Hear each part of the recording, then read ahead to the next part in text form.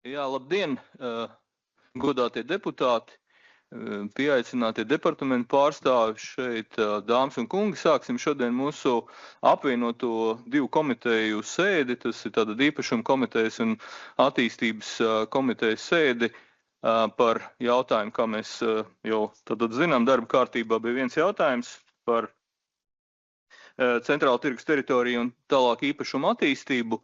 Varbūt ievadā pāris vārdu no manis un tad vārds arī Edgaram, kā mūsu kā komiteju vadītājiem, varbūt ievadot un arī nedaudz izstāstot šo te priekšvēsturi. Tātad šāds principā piegājiens, ka tiek sasaukts divu komiteju kopsēdes, tāds ir bijis. Šajā sasaukumā tas ir pirmo reizi. Es domāju, ka tajā ziņā arī mēs esam tādi ledlauži, vai pirmatklājēji. Šajā sasaukumā šāda kopīga sēde iepriekš sasaukumos ir bijuši, droši vien jāpastās vēsturē, kad par kādiem jautājumiem. Skaidrs, ka centrāla tirgus ir bijis ilgu gadu tāds ļoti karsts jautājums, kas arī iepriekšos sasaukumos dažādi mēģināts kustināt, dažādās arī sastāvos komitejās un domas sēdēs un tā tālāk risināt šie jautājumi, kā būt nākotnē. Arī šajā sasaukumā mēs pieskārāmies un šai tēmai un šim jautājumam, un vairāk sēdes jau tika rīkotas. Mēs arī šeit aicinājām piedalīties uzņēmēju pārstāvis, un mums ir tā praksa, kad mēs tādā brīvā formā arī šeit ļaujam arī izteikties arī sabiedrības pārstāvjiem, un ja šodien arī droši vien būs iespēja kādam, ja vēlās, tad paceļiet roku vai piesakaties, mēs vēlāk varēsim droši vien dot iespēju arī izteikties arī uzņēmēju pārstāvjiem. Es redzu, šeit Lanīdas ir pārstāvi klāt. Tātad tas, kas ir uz šo brīdi, mums ir tas, ka mums bija tātad sākotnēji jau Rīgas namu, teiksim, mūsu vēstules un priekšlikumi, kas nāca Rīgas domē par tālāko attīstību, tad mēs lēmām rīkot arī izbraukumu sēdi. 24. martā mums bija īpašuma komitejas sēde pašā tirgus teritorijā, kur arī pārējie citi deputāti no citām komitejām varēja piedalīties, un, manuprāt, ļoti veiksmīgi. Tajā reizē mēs varējām arī uz vietas apskatīties to, kāda ir tā situācija un tās problēmas varbūt ieraudzīt un sataustīt un pataustīt to visu, kā tas izskatās dabā.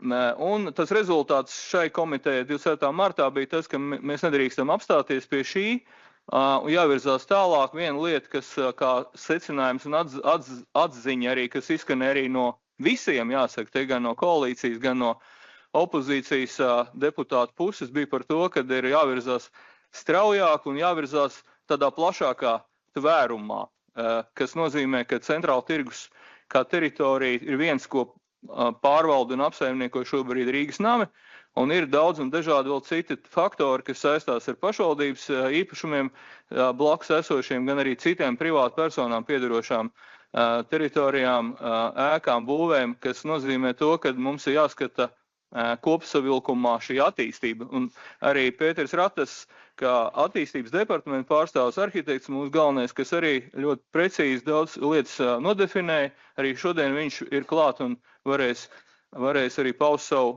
nostāju. Tātad kā tas izskatās tālāk, šodien būs tā, ka mēs parasti, kā mēs ejam šajās komitejas sēdēs, domas sēdēs, sākumā ziņojumu, mēs dosim vārdu sākumā tātad Rīgas nami, pēc tam attīstības departamenta pārstāvi, tad īpašuma departaments. Un mēs bijām aicinājuši arī piedalīties arī citus departamentus, tas ir arī ārtelpas mobilitātes un arī bija runa par mājokļu vidi, bet katrā ziņā tātad, ja būs arī pārējo departamentu pārstāvi, tad arī dosim vārdu viņiem. Nu, un tālāk, protams, pēc ziņojumiem ķersimies pie jautājumu sadaļas un tālāk debats. Vēl vienīgi par balsojumu, ja mums ir sagatavots šīs beigās tad lēmums arī, ar ko mēs varētu šodienas apvienoto komiteju noslēgt, un tad skatīsimies, kāda būs ar balsojumu, tad tālāk skatīsimies par tām balsīm, cik ir nepieciešams, ja mums dalīsies tie viedokļi. Tā kā tas ir ievadam, un lūdzu, Edgar, no savas puses lūdzu. Jā. Paldies, Daini, par skaidro ievadu un skaidro procesu, ko mēs darīsim šodien. Tiešām prieks redzēt tik kuplā skaitā. Tas nozīmē, ka tēma ir aktuāla. Un arī televīzijas pārstāvi ir ieradušies, privāto biznesu un Lanīdas, kā Dainis tikko minēja, ka tiešām liels paldies. Un tas ir svarīgi, man šķiet, Es vienīgais vēlētos no savas puses visumā pielikt klāt tikai to, ka šeit ir priekšlikumi komitejas apvienotās sēdes lēmumam, kas ir 3, un viņi absolūti ir leģitīmi un visticamāk noteikti kaut kas no šī visticamāk ies uz priekšu, bet es gribētu piebilst, un man šķiet, ka vajadzētu kaut kādā veidā noformulēt to, ka uz šo teritoriju, kā Rīgas centrāla tirgus, nevar skatīties kā tikai atdalīt no Rīgas, izņemt ārā no kartes, un tagad mēs viņu skatāmies kā vienu objektu, kas man šķiet būtu absolūti nepareizi. Tad vispirms, man liekas, ka viņam jābūt ir kaut kādā kopskatā pārliecinošā ar to, kas notiks ar 13. janvāri jau. Tas ir numur 1, numur 2, visticamāk arī stacijas laukums, kas ietver arī tos ar iekšā, kādas plūsmas tik novirzīts un uz kur pus tas viss ies. Tad tam visam klāt es vēlētos vēl piebilst, ka tā ir autoosta, kur šobrīd ir tādā nesaprotamā statusā, jo man šķiet, ka tas zemes gabals ir gana vērtīgs. Ir jautājums, kā mēs viņu varam apsaimniekot, jeb salikt kopā ar šo tirgus plānu. Tad visbeidzot Vaļņiela, kur jau uz šo brīdi jau ir apstiprināti jau uz būvniecību un principā mēs virzam cilvēkus no stacijas laukuma jau projām uz Vecrīgu. Tad tam visam klāt ir dzelzceļa Valnis, kurš nevisai jauki izskatās, man tā liekas, visā tajā kopskatā un sadalt šo Rīgas daļu 2 daļās. Un visbeidzot tās ir stāvvietas, kur tiem cilvēkiem likt šos auto un kādā veidā, ja mēs gribam kur vietu attīstīt, tad tā vai savādāk šim transportam tur kaut kā jānokļūst. Un uz ko es valku? Tad es valku tikai vienīgi uz to, ka jebkuram veiksmīgam biznesam un jebkurai veiksmīgai lokācijas vietai, lai viņi būtu tiešām peļņu nesoša, ir svarīgi cilvēku plūsma. Un ja šo cilvēku plūsmu mēs varam šādā veidā nodrošināt, saliekot šos te projektus visus kopā, un kad cilvēks izkāpjot ārā, piemēram, autoostā jeb stacijā, tad pirmais, ko viņš visticamāk ieraug, vai tuvākais virziens, uz kurien dodās, tas ir tirgus. Vai nu Vecrīga. Un tad, ja šīs abas lokācijas geogrāfiskās būtu savienotas tādā jēgpilnā veidā, kuras pašreizajā brīdī mēs arī ar AMD esam gan vienojušies, ka vajadzētu būt šim te savienojumam, gan arī, kā es minēju, arī Vaļņiela, tad līdz ar to es tikai saku, ka no mūsu puses būtu baigi svarīgi, ka mēs skatītos uz šo objektu mazliet plašāk, nevis kā tikai Rīgas centrāla tirgus. Tas ir tas man piebildu šim visam, ko mēs šeit darām. Pārējo Dainis ļoti skaidri izstāstīja, kā mēs rīkosimies, kā mēs darīsim par balsojumu. Gan man bišķītiņās ir jautājumi, vai mēs šodien tiešām balsojam par kaut ko, bet ok. Un tad tādā gadījumā dod vārdu. Paldies!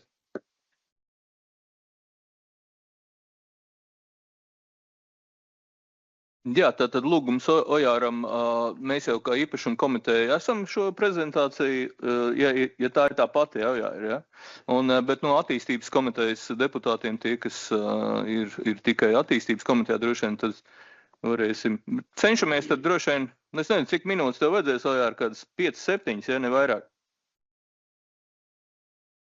10 mēģina. Labi, tad esam tehniski arī gatavi sākt. Tad vēlreiz labdien, cienījamie deputāti, dāmas kungi. Šodienas tēma ir centrāla tirgus attīstība un nepieciešamie lēmumi, kas tam ir nepieciešams pieņemt. Ja? Mēs visi zinām to, ka centrāla tirgus ir pilsētas vizītkarte, simbols un identitātes elements. Un es domāju, ka ar šādu atbildību mums arī ir jāizturās pret Rīgas centrāla tirgu. Un tādēļ šodien mēs prezentējam ne tikai attīstības plānu, bet arī skaidru piedāvājumu, kā šo centrāla tirgus potenciālu ir iespējams realizēt strukturēti, finansiāli pamatoti un ilgtermiņā ilgtspējīgi.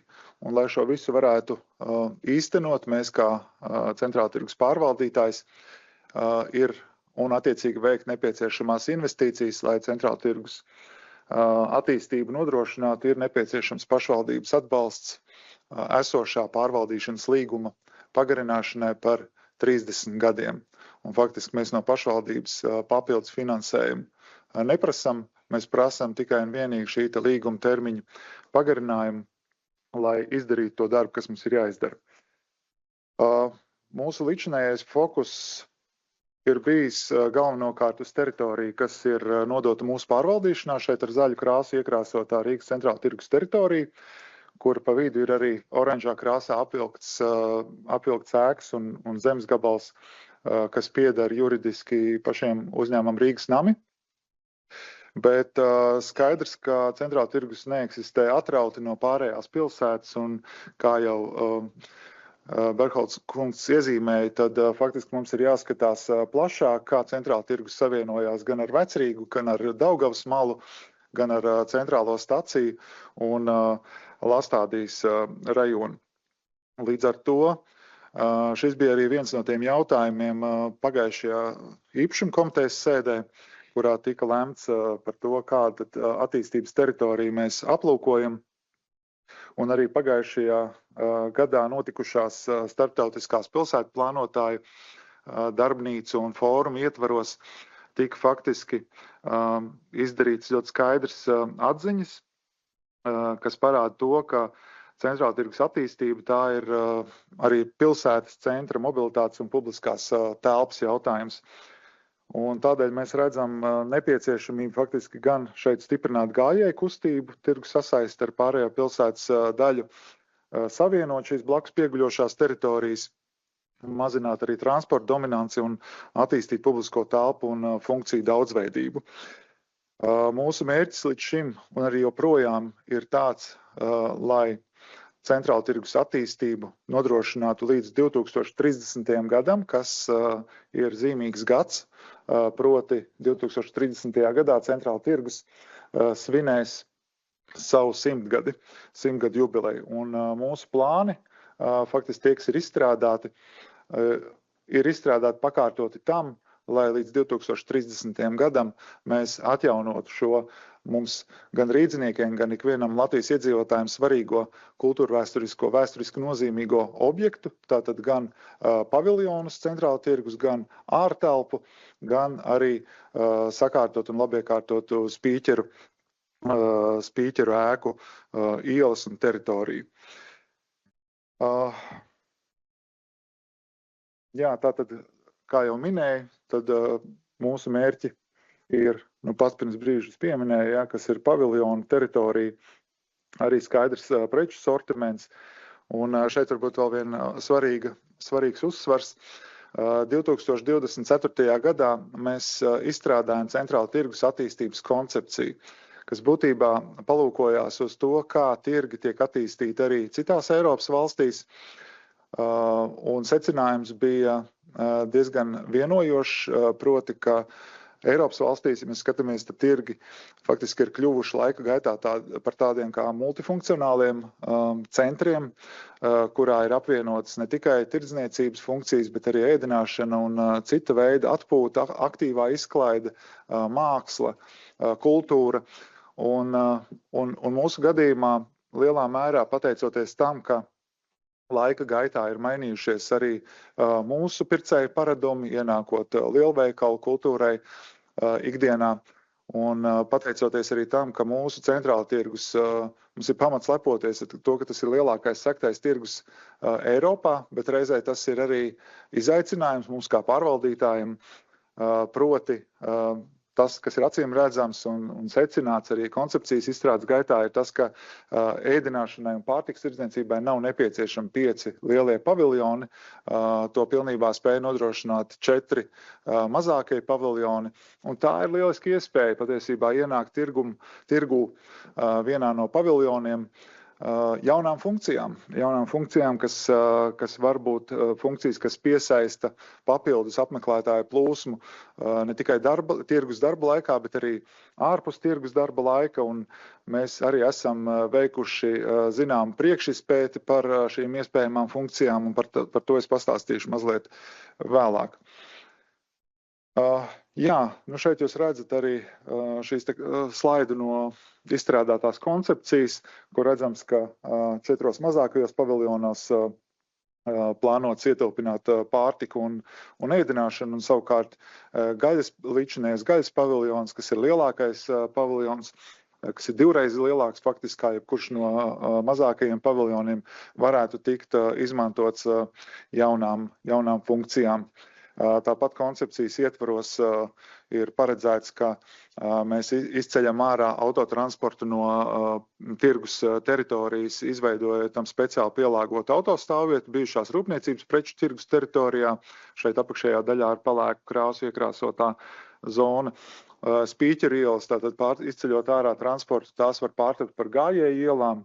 Šeit jūs redzat arī iekrāsotos spīķeru ēkas, kas pieder Rīgas namiem un kur mēs jau plānojam rādīt priekšzīmi tam, kā šos paviljonus var izmantot jaunām funkcijām. Mēs arī šeit savu biroju plānojam veidot un faktiski arī tāds ir tas koncepts, kad spīķeru ēku pirmajos stāvos varbūt tirdzniecība un 2., 3. stāvs jau ir biroja ēkas, biroja funkcijas. Mums ir, kā jau minēju, pilnīgi skaidrs laika plāns, kādā veidā nepārtraucot faktiski nevienu no preču grupu tirdzniecības, neizņemot kādu preču grupu no sortimenta, pakāpeniski rotējot paviljonu saturu tuvāko 4-5 gadu laikā, kā jau minēju, līdz 2030. gadam pilnībā atjaunot visus paviljonus un visu tirgus ārtelpu. Es vēlētos uzsvērt, ka atsevišķus darbus jau mēs esam veikuši noslēgtā pārvaldīšanas līguma ietvaros. Ir gan nomainīts bijušā sakņu paviljona jumts, pastiprināts sakņu paviljona jumta konstrukcijas. Piena paviljonā bijušajā ir jumta konstrukcijas, arī pastiprinātas sakņu paviljona pagrabs ir pilnībā faktiski atjaunots un turpinās darbi arī uz priekšu skatoties tajā pašā piena paviljonā. Tā tad ir multiklimata risinājums, moderns, grīdā tiek plānots, tā kā darbi notiek, bet esošais pārvaldīšanas līguma termiņš, kas ir atlicis vēl 10 gadi, faktiski mums neļauj izdarīt tādu saprātīgu biznesa lēmumu šeit veikt investīcijas lielākā apmērā. Līdzinājais investīcija apmērs, ko Rīgas nami kā pārvaldītājs ir veicis, ir 1,9 miljoni. Nepieciešamais investīcija apjoms, ja mēs skatāmies tikai pašvaldības īpašumu sadaļu, tad tie ir 18 miljoni. Un tādēļ arī šis faktiski pilnībā pamatotais piedāvājums pagarināt pārvaldīšanas līgumu vēl par 30 gadiem. Turklāt jāpiebilst arī, ka neaprobežojas viss ar 18 miljoniem, kas ir pašvaldības īpašuma sadaļa, 4 paviljonu un ārtelpa, neskaitot gaļas paviljonu un neskaitot krastmalu, bet vēl ir arī jāveic aptuveni 8 miljonu investīcijas arī spīķeru ēku ieguldījumos un teritorijā. Šeit arī tas pats mazliet citā griezumā laika plāns. Un jā, es jau arī mazliet runāju pa priekšu slaidiem, tad šeit arī redzam šīs te nepieciešamās investīcijas, kas kopumā tirgu pēc mūsu aplēsēm, lai saglabātu šo kultūru vēsturisko mantojumu, vēsturiski nozīmīgo objektu, neļautu tam aiziet bojā vienkārši, ja, ir 20 visā periodā 30 daļa jau ir veiktas investīcijas faktiski tuvākajos gados līdz 2030. gadam tie ir 27 miljoni, ar piebildi, ka šajā summā patreiz neietilpst gaļas paviljonam nepieciešamās investīcijas, kas arī svārstās ap 13 miljoniem eiro. Kas ir tā panākuma atslēga, kas mums ļauj izdarīt tātad secinājums par to, ka šāds līguma termiņa pagarinājums ir pietiekams, lai šīs investīcijas nodrošinātu. Tātad mēs skatāmies gan ieņēmumu pieauguma virzienā, gan arī izdevumu samazināšanas virzienā. Mēs izdevumu samazināšanas virzienā esam jau ievērojumu darbu veikuši iepriekšējos gados un plānojam to darīt arī turpmāk.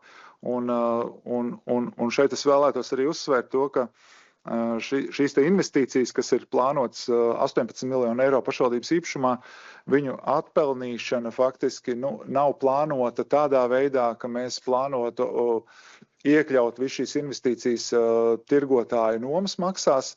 Faktiski mēs skatāmies šo te biznesa keisu kopumā, tad visā periodā mēs plānojam šo te ieņēmumu pieaugumu ļoti konservatīvi. Tie ir 1–2% gadā, kas faktiski jau līdzinās inflācijas līmenim. Un arī izdevumu pieaugums ir absolūti minimāls. Tas galvenais tātad vēlreiz veids, kādā mēs atgūstam šīs investīcijas, ir tieši caur šī līguma termiņa pagarinājumu. Jā, un tad varbūt tuvojoties jau noslēgumam, mazs ieskats arī attiecībā uz gaļas paviljonu iespējamo izmantošanu un iznomāšanas potenciālu, ko mēs esam veikuši arī priekšizpēti sadarbībā ar investīciju kompāniju Colliers International Advisors. Jāsaka tā, ka šeit, protams, tās iespējas ir gana plašas. Līdz šim mēs esam arī ar pašvaldības pārstāvju starpniecību un iesaisti ir notikušas diskusijas arī ar kultūras ministriju par iespēju, piemēram, šo gaļas paviljonu izmantot laikmetīgās mākslas muzeja vajadzībām.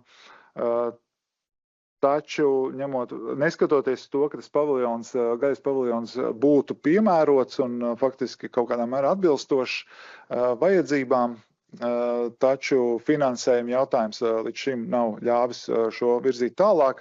Līdz ar to mums kā pārvaldītājiem ir jāskatās uz to, lai kādā veidā tad ar šo caur gaļas paviljonu faktiski iegūtu gan nošaut, es teiktu, divus zaķus. Viens ir piesaistīt lielāku publikas apmeklējumu, apmeklētāju plūsmas, kas nāk uz šo jauno centru, šo gaļas paviljonā izvietoto saturu un piepilda centrālu tirgu ar dzīvību un aktivitātēm ārpus darba laika.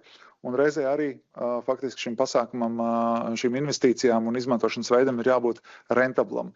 Un tas, ko faktiski arī secināja uzņēmums Colliers šādā 77 iespējamo nomnieku aptaujā, ir sekojoši. Šeit jūs redzat apkopots rezultāts, ka faktiski tie rentablākie virzieni, kādiem varētu iznomāt gaļas paviljonu vai piesaistīt nomniekus, ir sports, izklaide, aktīvā izklaide un garša pieredzes.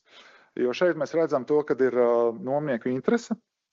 Atsevišķos gadījumos pat nomāt visu paviljonu kopumā vai daļu no paviljona. Un attiecīgi ir pat iespējama situācija, ka nomnieki ir gatavi nākt iekšā esošajā paviljonā, esošajā stāvoklī, attiecīgi maksājot 5–6 eiro par kvadrātmetru, vai arī atjaunotā paviljonā maksājot 10 eiro par kvadrātmetru. Bet šis, protams, arī neizslēdz to, ka paviljons var tikt izmantots arī dažādām funkcijām, apvienojot šīs funkcijas, to pašu sportu, izklaidi, varbūt arī mākslu vai kādā citā veidā kultūru. Jā, kā jau minēju, tad arī Collier ieteikums bija, piemēram, šeit vairāk tirdzniecību koncentrēt ap tirgus laukumiem, neaizbīdot viņu pārāk tālu Spīķeru kvartālā. Arī veidot šo ēdināšanas paviljonu tieši kā pirmo, kas ir tuvākais gaļas paviljonam, tādā veidā veidojot tādu lielisku sinerģiju, kur cilvēki var ārā terasēs baudīt vasarīgu vakaru un apvienot to ar kādām izklaidēm šajā esošajā gaļas paviljonā. Jā, tas īsumā arī viss no manas puses tādam ievadam un priekšstatam. Tātad vēlreiz lūgums deputātiem atbalstīt līguma termiņu pagarinājumu, lai mēs varētu veikt nepieciešamās investīcijas un saglābt centrālu tirgu. Jā, paldies Valker kungam par prezentāciju. Tagad, kā es arī teicu, mēs ejam tālāk ar ziņojumiem, un nākamais bija mums tātad attīstības departamentā šī te pozīcija šobrīd un viņu ziņojums, un šeit tātad ir pilsētas arhitekts Pēters Ratas pārstāv, lūdzu.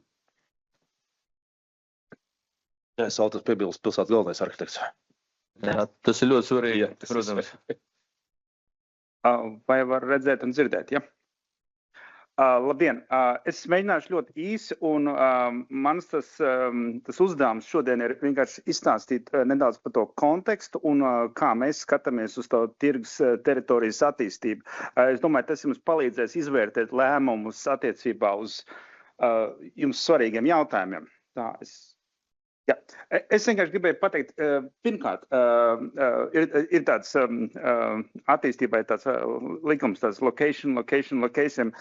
Atceramies, kur viņi atrodas. Mūsu centrāla tirgus, viņš ir pašā pilsētas tajā centrālajā mezglā, blakus Vecrīgai, blakus stacijai. Viņi ir ļoti strateģiski vieta. To mēs, es domāju, tā attēls ir iepriekš redzēts, bet ir svarīgi to atgādināt. Un te atkal ir, kā jau minēju, pilsēta ir tās saiknes, kas veido pilsētas sinerģiju, un kā veidojas pilsētas saiknes centrā. Mums vidū ir Vecrīga, protams, un viņi ir tas tā kā savienojuši tāds mezgls visam ir.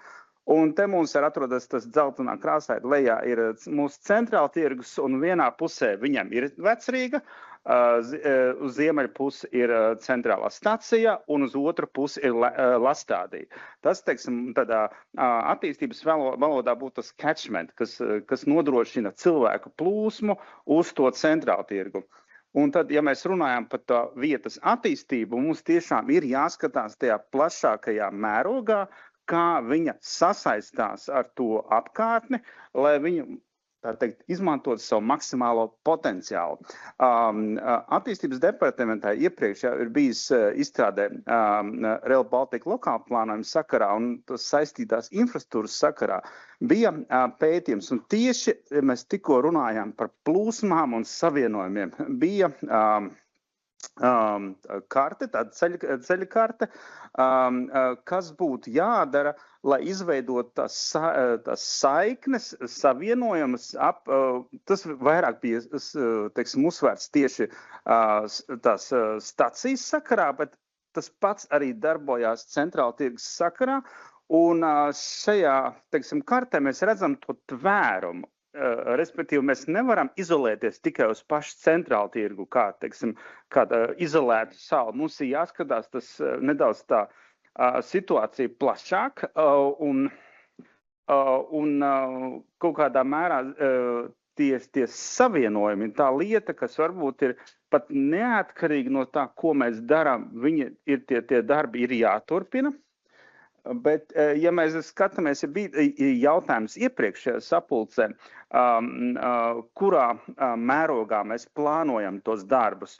Un es varbūt no savu uzskatu, es vairāk piekritēju, ka mums jāskatās vienmēr plašāk un kaut kādā mērā tas ir arī starpdisciplināri, starp departamentu līmenī, jo nekas nav izolēts pilsētā. Un skatāmies, tās galvenās kaut kādas atskaites punkti, kur to tvērumu, ja mēs domājam kaut kādu, neksim, vai nu sauksim konceptplānu, ja masterplāns par teritorijas attīstību, ļoti tāds svarīgs atskaites punkts, protams, ir Krastmala. 13. janvāra iela, tā ir tās saskaras ar Vecrīgu, tad mums ir stacija un tas biroja klasteris, kas ir ziemeļos, un mums ir Lastādija, kas faktiski, tur jautājums tvērums vai ne līdz Lačplēša ielai vai līdz Zirnavu ielai, bet tā visa tā teritorija faktiski tā kā nodrošina, atbalsta tieši to tirgus dzīvīgumu. Un otrs vēl ļoti būtisks faktors ir autoosta. Šobrīd tā situācija tur ir mazdrusciņ tādā improvizētā līmenī notiek, un mums ir autoosta, mums ir kaut kāda autobusu pa vidam, un es tagad ikdienā to saskaros, vienkārši ejot caur tajā teritorijā. Un, ja mums būtu iespēja atrast kaut kādu loģiku un kārtību tajā visā, tas dotu iespēju nodrošināt pieejamību, arī tas pats jautājums par rūpniecības tirgus teritoriju, par tās nākotni, un arī varbūt atrast kaut kādu tad tiešām forši pozitīvs savienojumi, tādi multimodāli savienojumi tieši pašā pilsētas centrā. Bet atkal, to nevar izdarīt kāds atsevišķi departaments, jo tur saskarās gan satiksmes ministrijas intereses, gan Latvijas dzelzceļa intereses, gan pilsētas intereses, un arī tāpat autoosti, kas ir, cik es saprotu, kaut kādā privatizācijas procesā, ja kaut kādā noteikti, un mēs nevaram tās atbildes panākt izolēt. Un kad mēs esam nodrošinājuši, atrisinājuši to pamat struktūru, tos pamat izaicinājumus savienojumiem, mums pavarās aina rast kaut kāda ekonomiskas attīstības iespējas šajā teritorijā.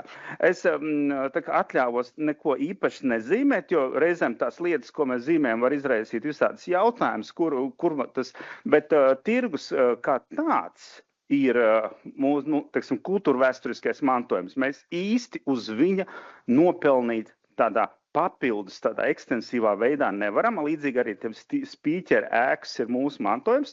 Viņas mēs nevaram ne īsti šobrīd paaugstināt, bet mums ir tā teritorija, ko es tikko minēju, Lastādija, un arī tā zona gar dzelzceļu, kas šobrīd ir ļoti zemi nepietiekami izmantot, neapbūvēt, un tur tieši kaut kāds ekonomisks attīstības iespējas tas varētu arī radīt. Un tam būs, protams, arī saskara ar mūsu RVC plānojumu darbu, jo tur būs tiešām jautājumi un izaicinājumi, ko var, ko nevar, bet bez tāda plašāka skatījuma mēs tādu tiešām patiesu ekonomisku pacēlumu šajā teritorijā nevarēsim panākt. Un to var darīt kaut kā tiešām ir pilsētas mērogā, to var uzņemties pilsēta. Es šobrīd, jādomā par to resursu un kurš konkrēti to dara, bet es redzu ļoti kritiski, ka mēs skatāmies uz to teritorijas nākotni, nevis tikai tirgus, bet plašākas teritorijas nākotni. Un skatāmies viņu kā tāda ekonomisks tāds motors pilsētā un, tā transformēt to šobrīd tāda diezgan tāda pabērnu lomāta apkārtni, varbūt tiešām viņai radīt kaut kādu jaunu nākotni. Es atvainojos, es aizgājis nepareizā virzienā tam. Nē, viņš kaut kā viņš un pēdējais. Un ja šobrīd to, ko es dzirdu no tirgus, tie izaicinājumi, paviljonu tehnisko stāvokli, un ja mēs kaut kā tiešām koncentrējamies uz to tirgu un tad pieejam no tādas sakārtošanas skatījuma, jo tie paviljoni diezgan nožēlojamā stāvoklī, kaut kādā mērā mēs arī ļautu vismaz, kamēr mēs darām tās lielās lietas, kas ir jāizdara, tikmēr tos paviljonus vienkārši vajag sakārtot. Un es cik saprotu, Rīgas nami ir uzņēmušies to šefību, un es domāju, tas ir jādara, bet tādu lielāku pacēlumu tam tirgumu nevaram panākt, kamēr to apkārt mēs nesavedam kārtībā. Un šeit tā kā mums būtu jāstrādā vienlaikus kopā gan šobrīd ar to pašu tirgus sakārtošanu, gan arī plašākas teritorijas kaut kāda nākotnes redzējumu izveidošanu. Un ko es gribēju atkal varbūt personīgā nolūkos teikt, neaizmirsīsim par tām lietām, ko mēs esam jau iesākuši un kas ir ļoti būtiski tieši šīs tirgus apkārtnes revitalizācijai. Un tas ir 13. janvāra ielas pārbūve, jo, kā es tikko minēju, tā iela nav tikai iela, tas nav tikai kaut kāda apzaļumojuma, tā ir saikne starp Vecrīgu un Centrāltirgu. Tur vēl pa vidam ir Rail Baltica, par to es neminēšu neko, bet tā ir tā saskares punkts, un ja mēs neatrisināsim, mums īpaši lielas nākotnes tirguma arī nav. Tā vieta jāsakārto, jo reizēm ir tiešām pazemojoši, kā cilvēks iziet cauri Rīgai no stacijas vai no Centrāltirgus nokļūst Vecrīgā. Tas mums jāsaved kārtībā. Vai tieši tik lielā mērogā mēs varbūt varam atrast, ir tāds teiciens, ko nevar pacelt, to nevar panest, bet noteikti kaut ko mēs varam izdarīt. Pilnīgi pareizi tas, ko jau minēts tā Vaļņiela, jo kā Centrāltirgus ir jāsavieno ar gājēju asi ar Vecrīgu, ar visām lietām, ko mēs runājam. Par to Vaļņielas projektu lūdzu neaizmirstam.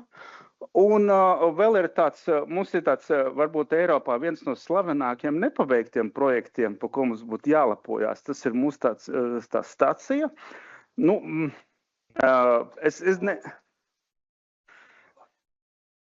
Bet mums ir jāizdomā, ko mēs darām. Jā, bet tas ir... Ļaujam Ratas kungam pateikt līdz galam. Es gribu, lai mēs atrodam kaut kādu gudru veidu, un mēs viņu pabeidzam. Jo atkal, es gribu pabeigt teikumu, šis ietekmēs šīs teritorijas nākotni un viņas likteni. Tas nav tikai tā stacija, tā ir vienkārši tā visas pilsētas daļas liktenis. Un kamēr... Godātie deputāti, ļaujiet ziņot. Un, es vienkārši gribu atgādināt, jūs varat to pārvest dažādos virzienos, jums ir tā lemšanas tiesība, bet es tik teikšu tā, tas viss ir kopējs, mums jābūt tam kopējam skatam un jādod risinājums, kā mēs pragmatiski tiekam no šīs situācijas ārā. Tāpat nav joka lieta, tā ir mūsu pilsētas nākotne. Tas ir viss, ko es gribēju teikt. Jā, paldies, Ratas kungs. Un tad nākamais ziņotājs mums tātad ir īpašuma departaments, tātad direktors Vladimirs Ozoliņš savu, pozīciju paudīšai. Klātesošie, īpašuma departamentam prezentācijas nebūs. Īpašuma departaments ir mēģinājis no iepriekšējās tikšanās komitejā apkopot to viedokli un arī šodien mēģinājis ir formalizēt jautājumu par to, kādā veidā varētu virzīties uz priekšu. Mūsuprāt, stāsts par to, ka Rīgas nami kā pašvaldības kapitāla sabiedrība ir gatava bez pašvaldības līdzdalības attīstīt pašvaldībai piederošos īpašumus. Manuprāt, šo situāciju ir jāizmanto, tāpēc, ja no pašvaldības puses un deputātiem ir līdzīgs atbalsts par šo 30 gadu termiņu pagarinājumu, mēs attiecīgi domas lēmumu esam gatavi sagatavot uz nākamo komitejas un nākamo domas sēdi. Mūsuprāt, šie 30 gadi dod iespēju gan Rīgas namiem veiktās investīcijas atpelnīt, gan arī Rīgas namiem dod iespēju meklēt strateģisko nomnieku uz kādu no paviljoniem vai visiem paviljoniem. Tas jau būs nākotnes jautājums. Manuprāt, šī iespēja ir jādod. Pretējā gadījumā Rīgas nami jau šobrīd tā piesardzīgi ieskicēja, tie īpašumi, diemžēl, ilgstoši nav bijuši pietiekami labi uzturēti, un viņai ir nepieciešams veikt investīcijas. Tāpēc, ja ir kaut kādi jautājumi pie sagatavotās informācijas, kas bija iepriekš jau izsūtīta, attiecīgi būsim gatavi sniegt kādu papildus komentāru. Paldies! Paldies, Ozoliņ kungs. Un tad, vai ir vēl šeit mums laikam es īsti neredzu citu departamentu pārstāvus? Ja nav mums arī no citiem departamentiem, tad es domāju, ka mēs šobrīd varam pāriet jau pie jautājumu sadaļas. Un pirmais jautājumiem mums ir pieteicies Edvards Šlesers, lūdzu. Un varbūt tad norādiet, kam tas jautājums ir, jo tad droši vien, kad ir pa visiem 3 blokiem, kas izskanēja, tad varbūt arī konkrēti tam, kur vēlties, kurš atbild, vai varbūt visi 3 un tā. Labdien, paldies. Man pirmais jautājums Valkara kungam. Jā, varbūt es aicinātu tomēr ziņotājs, kad atnākiet šeit tuvāk pie šīs tribīnes, jo tad, kad būs jautājumi, tad jūs uzreiz būsiet gatavi atbildēt, nevis gaidīsim, ka katrs pienāks klāt. Ozoliņ kungs, jūs arī varbūt jau tur pienākiet pie ziņotājiem. Man tiešais jautājums ir tāds. Mēs esam jau vairākas reizes tikušies. Mēs jau vasaras sākumā arī tikāmies, kad domas sasaukums arī sākās. Jūs mums rādījāt tieši šo pašu prezentāciju.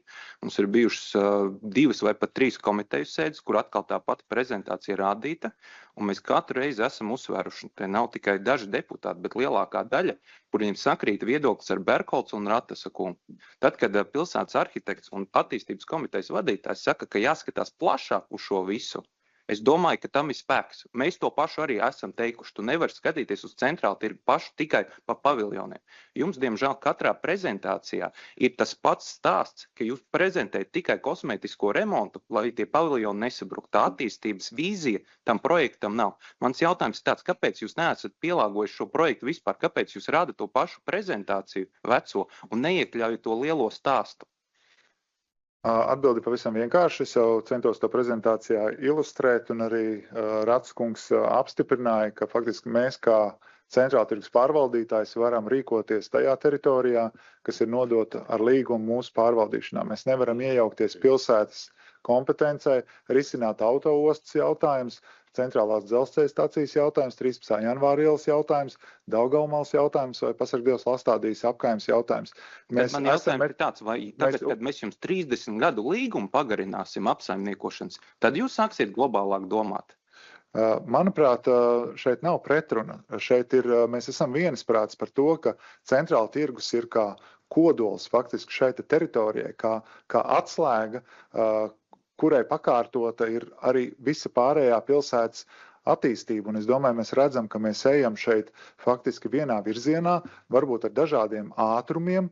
Mēs runājam par centrāla tirgus teritorijas attīstību, kas ir jāveic neatliekami. Ja mēs apzināmies to tehnisko stāvokli, kādā ir paviljoni, tas būtu pirmais ātrums, kas būtu tāds ātrākais nepieciešamais risinājums, un tad ir plašākais mērogs. Tie ir dažādi divi līmeņi. Skaidrs, jūs mums prātat pagarināt līgumus 30 gadiem, bet jūs esat ieskicējuši tikai kosmētiskos darbus nākamajiem 4 gadiem, lai paviljoni nesabruktu. Man ir konkrēti jautājumi tādā gadījumā.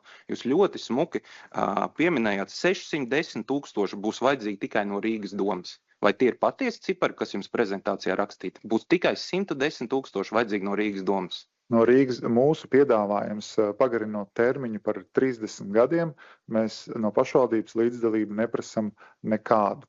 Un es gribētu tomēr uzsvērt, ka šie nav kosmētiski remonti. Kosmētiski remonti ir tas, ko mēs darām apsaimniekošanas līguma ietvaros, aizkrāsojot šobrīd plaisas un mēģinot kaut kādā veidā saglābt to, kas ir saglābjams. Bet cik ilgi to var darīt?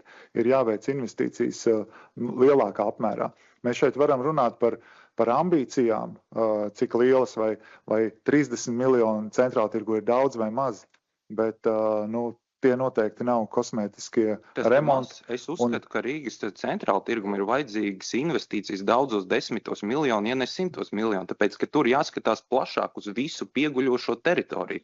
Bet jūs skatāties ļoti šauri tikai uz pašiem paviljoniem. Un tie cipari, ko jūs jau vairākas reizes rādat, nav patiesi. Mēs taču iepriekšējās 2 komitejas sēdēs skaļi runājam, tur var skatīties ierakstos komitejas. Bija runa par vairākiem 10 miljonu, kas pie šī projekta, ko jūs esat uzzīmējuši, ko Rīgas domē vajadzētu investēt, lai sakārtot visas piestātnes, visu pieguļošo teritoriju, kura šodien ir degradēta. Un ko jūs prezentācijā neesat iekļaujuši? Jūs esat smuki ielikuši, ka 600 000 būs tikai vajadzīgi no pašvaldības. Es jau pieminēju, ka šajā summā neietilpst krastmala un šajā summā neietilpst gaļas paviljons, kuram iespējams mēs meklēsim investoru, bet ja neatradīsim, tad investēsim paši arī šo summu. Labi, paši. Kam pieder Rīgas nami?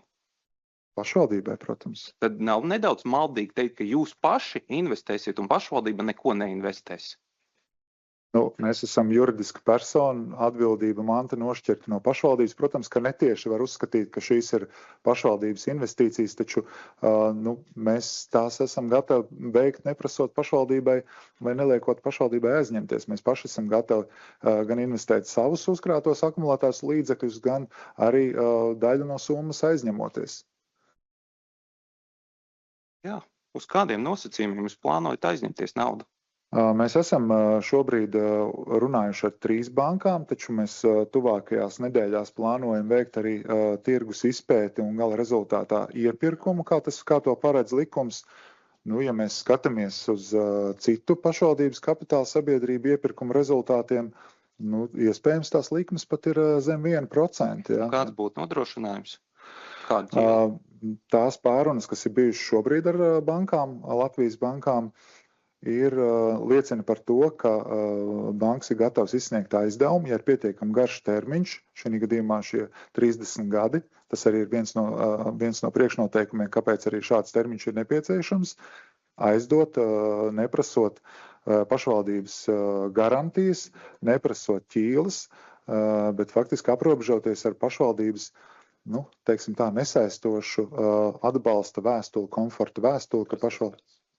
Lūdzu, pastāstiet, kas tas tāds. Tas jājautā droši vien bankām, kādu saturu viņi to vēlas redzēt, bet Atvainojiet, neviena banka nestrādā labdarību. Viņi neizsniedz naudu tāpat prieka pēc. Tur jābūt kaut kādai ķīlai un kaut kādai garantijai. Tā nav obligāti. Nē, mēs jau arī redzam, ka citas pašvaldības kapitāla sabiedrības, ar ko man bija saruna, tie paši, man liekas, Getliņi arī ir plāno saņemt aizņēmumu bez ķīlas. Pašvaldība uzņemās, ja tāda x stunda ir un jūs nevarat atmaksāt, pašvaldība to uzņemās. Neviena banka neizsniedz kredītu bez ķīlas. Bet, protams, ka svarīgs ir biznesa plāns, un banka neizsniegs ar aizvērtām acīm nevienu kredītu. Mēs arī piedāvāsim, nodrošināsim, pārliecināsim banku, ka šis biznesa plāns ir rentabls, tā kā mēs to arī esam aprēķinājuši. Labi, cik veiksmīgi ir bijis Sakņu paviljona renovācija? Šodien viņš ir pabeigts. Jūs plānojat kaut ko līdzīgu pārējos paviljonos arī. Kāds saturs ir iekšā Sakņu paviljonā? Sakņu paviljonā, tad tas ir tāds skaļš apgalvojums pabeigts. Šobrīd tiek pabeigts pagrabā, kā jūs redzējāt darbi. Jūs jau redzējāt, kāds viņš ir, kādā kvalitātē viņš ir izbūvēts. Tur vēl ieliksim iekšā augstumkameras un tad ir Sakņu paviljonā nomainīts jumts. Sakņu paviljonā ir nomainīts konstrukcijas, un šobrīd mēs plānojam izsludināt metu, arhitektonisko interjeru dizaina metu, kas attieksies uz visiem paviljoniem, tā skaitā arī Sakņu paviljonu. Iespējams, tur būs mezanīnas stāvs. Ja, iespējams, tur būs dizainiski kvalitatīvs. Es esmu pārliecināts par to, ka tur būs dizainiski kvalitatīvs materiāls, kuru realizēt līdz 2030. gadam. Mēs līdz šim esam fokusējušies uz esošā līguma ietvaros noteiktām saistībām, veikt investīcijas 1,9 miljonu eiro apmērā. Un faktiski tās primāri bijuši vērstas uz to, lai novērstu apdraudējumu. Bet tas nenozīmē, ka tas ir viss, uz ko mēs tiecamies. Es ļoti atvainojos, man ir tik daudz komentāru, ka es jau vairs jautājumus nevaru objektīvi uzdot. Mēs 3 reizes to pašu prezentāciju esam redzējuši, un katru reizi jūs to pārliecināt dziedat. Jautājumi, tad pēc tam varēsiet izteikties. Es sapratu, beidzās, paldies. Tad nākamais ir Vjačeslavs Stepaņenko. Paldies par ziņojumu. Ļoti interesanti. Es pirmoreiz piedalos Centrāla tirgus stratēģijas un attīstības apspriede. Bet es brīnos uzreiz, ka visa informācija, ko man, kā cilvēkam, kas pirmoreiz iedziļinās Centrāla tirgus problemātika, ir dota iespēja izlasīt 2,5 lapas puses teksta, nepieliekot klāt ne spēkā esošu līgumu starp Rīgas pašvaldību un Rīgas nāmiem, kas bija noslēgts 23. gadā. Ja? Līdz ar to man nav dota iespēja izvērtēt tos nosacījumus, uz kādiem jums nodeva lielu Rīgas īpašumu apsaimniekošanai uz 15 gadiem. Un pats galvenais, ko es šodien nesadzirdēju, kāda ir tā nepieciešamība uz 15 gadiem noslēgtu līgumu pēkšņi pagarināt līdz 30 gadiem. Tas ir tas pats galvenais jautājums. Ja? Jo to, ko es redzu šodien no šīs te prezentācijas, ir jūsu vīzija līdz 30 gadam. Ja? Precizi tur. 6, 7, 8, 9, 30. Ja? Nākošais slaids atkal, rekonstrukcijas darbi konkrēti tur, līdz 29 gadam ieskaitot. Ja? Tad jums spēkā līgums līdz 38 gadam. Noteikti pašvaldībā, kad noslēdz ar jums līgumus 15 gadiem, izvirzīja kaut kādus strateģiskos mērķus. Jo 15 tomēr nav 2 vai 3 gadi, kā teiksim pašvaldībā slēdz ar pašvaldību dzīvokļu īrniekiem, uz 2 gadiem šobrīd. Tie ir 15, par ko kāds varētu tikai sapņot. Un šobrīd es neredzu ne līguma izpildi, ka, teiksim, pašvaldībā mums izvirzīja mērķi tādu 15 gadu laikā sasniegt to, izremontēt, attīstīt, pilnveidot un pieaicināt investorus. Ja? Mēs no tā plāna esam izdarījuši to. Bet, diemžēl, godātie deputāti, nepietiek jaudas, mums vajag vēl to, līdz ar to gribam uz 30. Tā būtu tā kā loģiskā versija, kā veidot šo sarunu. Šobrīd, es uzskatu, ka jūs mēģināt iebidīt šito pagarinājumu, bet īsti neatklājot reālu patiesu iemeslu, kādēļ. Ja?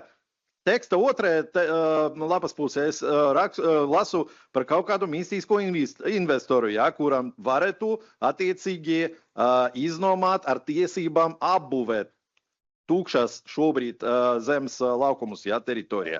Tad atklājiet kartis, pasakiet, mums ir, teiksim, kompānija ar tik lielu apgrozījumu, tik lielu pieredzi vērsušies, bet prasa 30 gadu līgumu. Tā būtu godīgāk. Šobrīd es nesaprotu. Lūdzu, paskaidrojiet.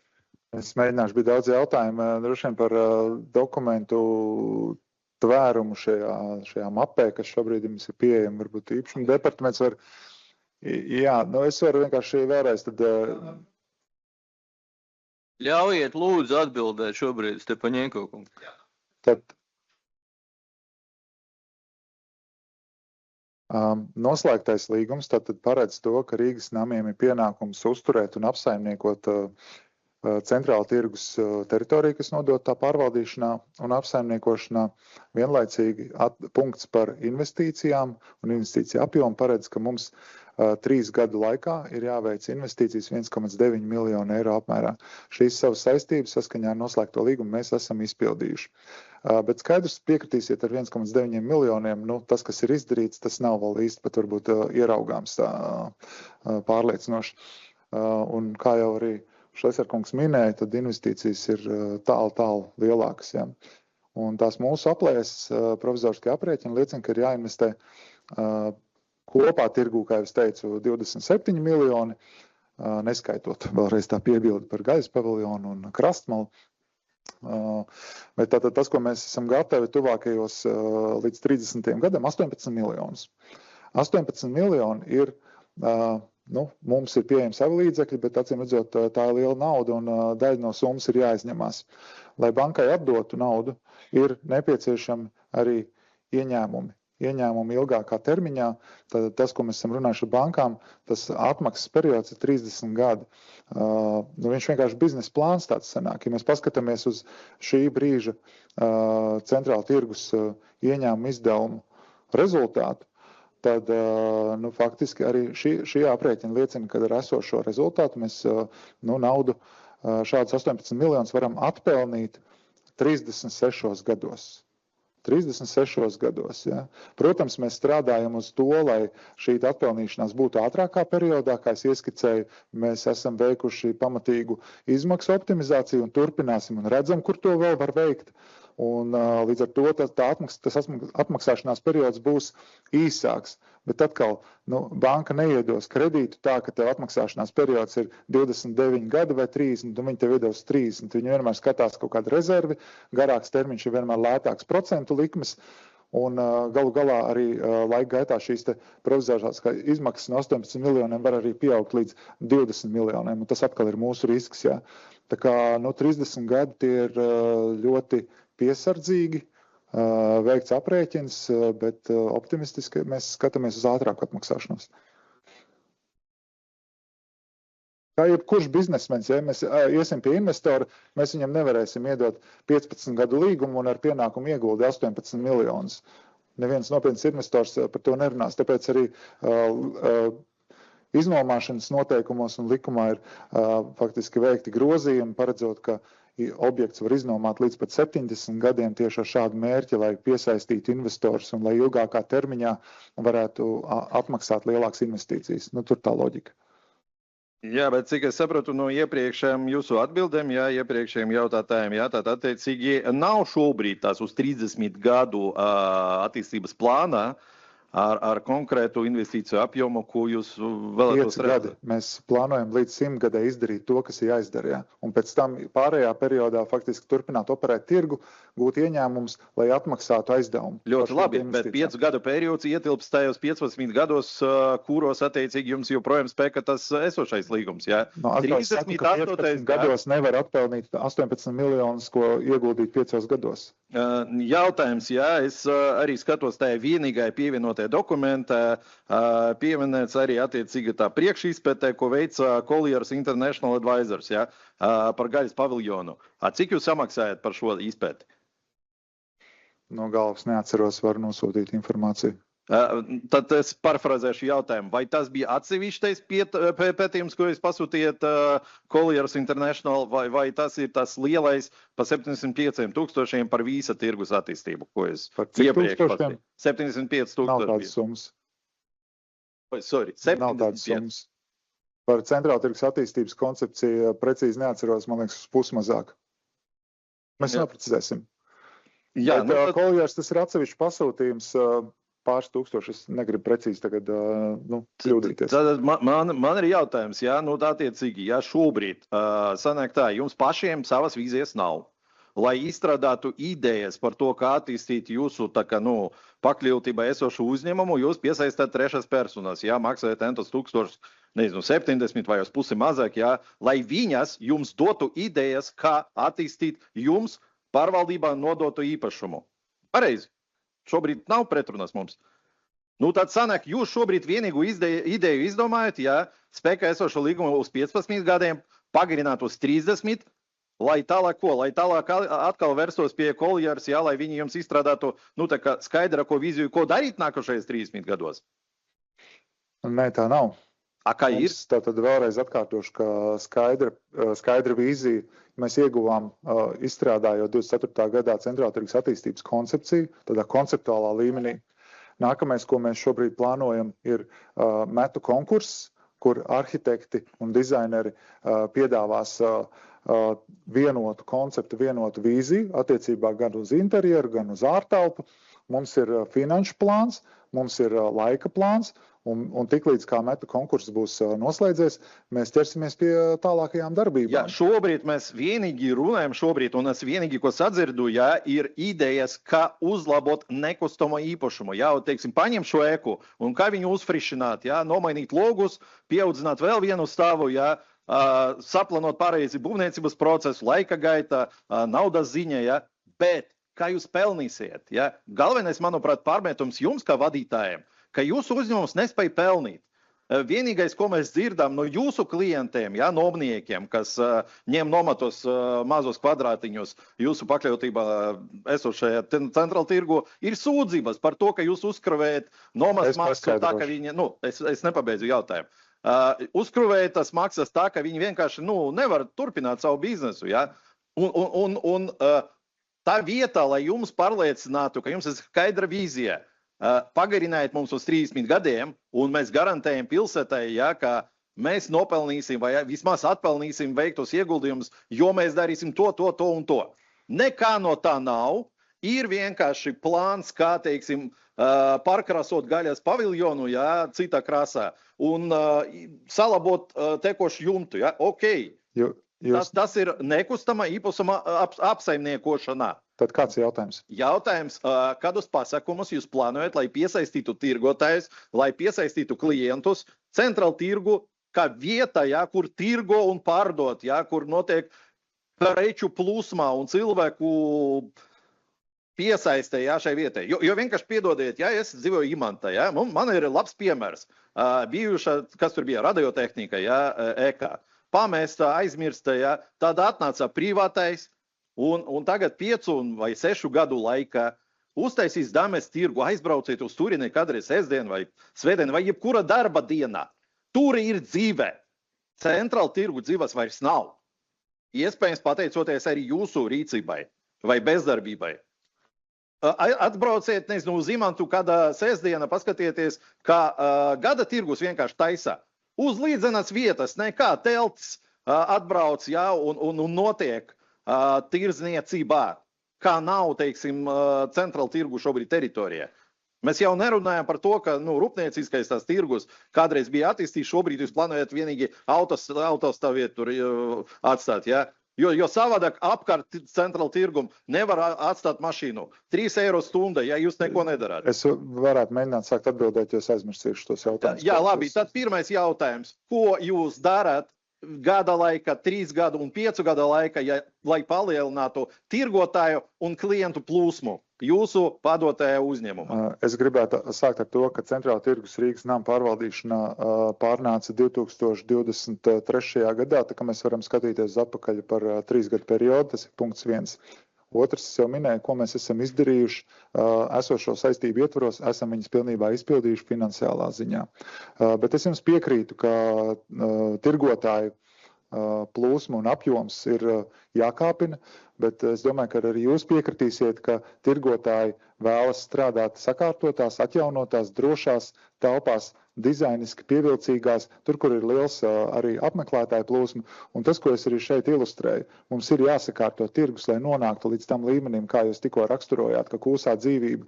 Mums ir jāļauj ienākt tirgu jaunām funkcijām, tas pats gaisa paviljons. Kāpēc mēs par to runājam? Mēs gribam radīt dzīvību ārpus tirgus darba laika. Jau šobrīd notiek atsevišķi gada tirgi. Ja?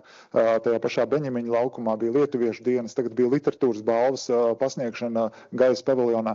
Tā kā nav tā, ka nenotiek, bet tas viss nenotiek. Tā kā man arī gribētos vienā dienā, lai viss ir sakārtots un skaists. Bet mēs piedāvājam skaidru plānu, 5 gadi, objekts ir 100-gadīgs. Viņā ilgstoši nav veikts investīcijas.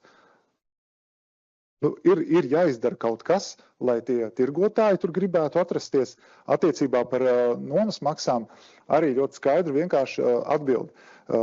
Tirgus ir tirdzniecības vieta savā ziņā pielīdzinām lieliem tirdzniecības centriem, un arī nomas maksai ir jābūt adekvātai tirgus līmenim. Mūsu mērķis ir radīt tādu tirgu, kur tirgotāji rindā stāv pēc tirdzniecības vietām un konkurē savā starpā, lai ieņemtu labākās vietas un piedāvāt labāko pakalpojumu. Ja jūs gribat salīdzināt centrālu tirgu ar, teiksim, Alfu, jā, vai Spīci, jā, tirdzniecības lieliem kompleksiem, tad man, kā pircējiem, kā klientam, nav jāmaksā par autostāvvietā.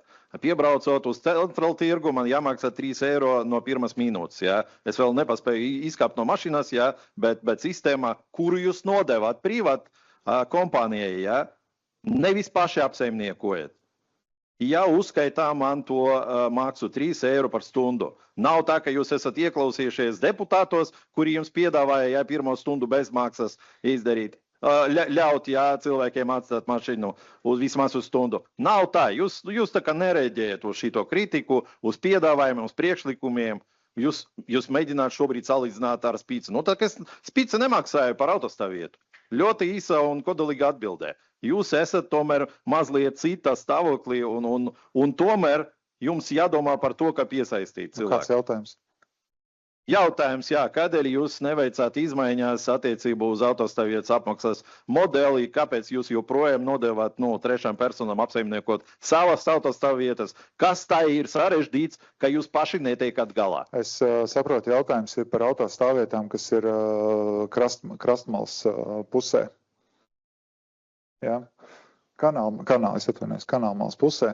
Tātad šīs autostāvvietas ir iznomāts uzņēmējiem, komersantam, kurš ir piedalījies atklātā izsolē, ieguvis nomas tiesības, maksā nomas maksu, kādu ir nosolījis, neatkarīgi no tā, vai tur ir mašīnas, nav mašīnas. Mēs zinām, ka ir brīvdienās tur ir vairāk mašīnas, darbdienās tur nav nevienas mašīnas. Arī šie tukšie logi faktiski ir uzņēmēja risks.